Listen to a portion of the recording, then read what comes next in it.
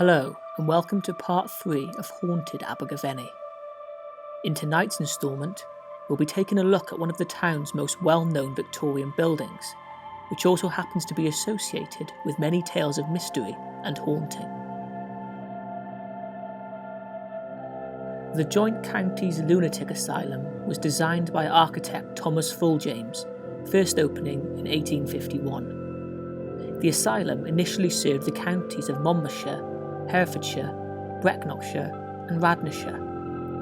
Initially, it housed 210 inmates across 12 wards. By the end of the 19th century, it had, at its peak, over 1,000 patients inside its doors. From 1897, it became the Monmouthshire Lunatic Asylum, then the Monmouthshire Mental Hospital between 1916 and 1923. The building was first erected as a consequence of the 1845 Lunacy Act, which stated that counties and boroughs across the whole of the country had to provide accommodation for the mentally ill. During the Victorian era, women, and especially women with a lower social status, were more likely to be in places like Pen-y-Fal. Female hysteria was once a common medical diagnosis for women. There was a wide array of so-called symptoms, including nervousness, insomnia, both appetite or loss of appetite for sex, and any behaviour deemed emotionally excessive.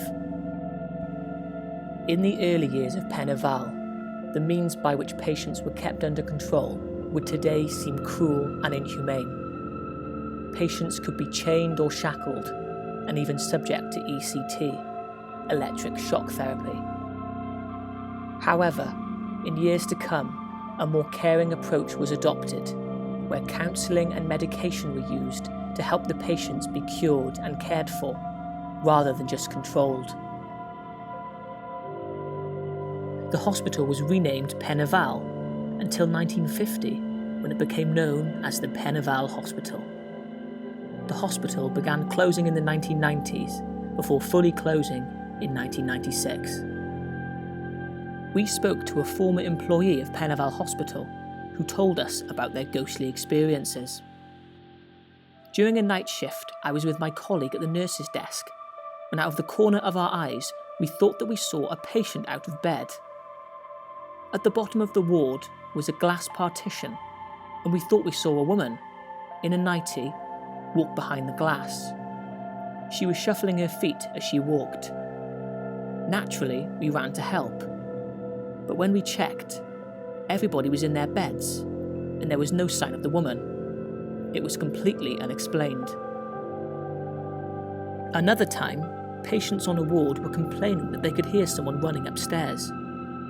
Upstairs was the old nursing school. Someone had asked me to see if anyone was there, but when I went up, there was nobody. No sign of anything. Then I spoke to one of the sisters, who said, "Oh, that's just so-and-so." She mentioned that it was a known ghost, a person that they knew, who did that sort of thing regularly. We have also heard stories of inanimate objects, including items of clothing, moving around without any explanation, as well as terrifying reports of mysterious crying and whistling sounds echoing round the halls. There are indeed many stories of the ghostly appearances at Pen-y-Fal. Some of its walls still stand, which serve as a reminder of the history of treating mental illness in Abergavenny.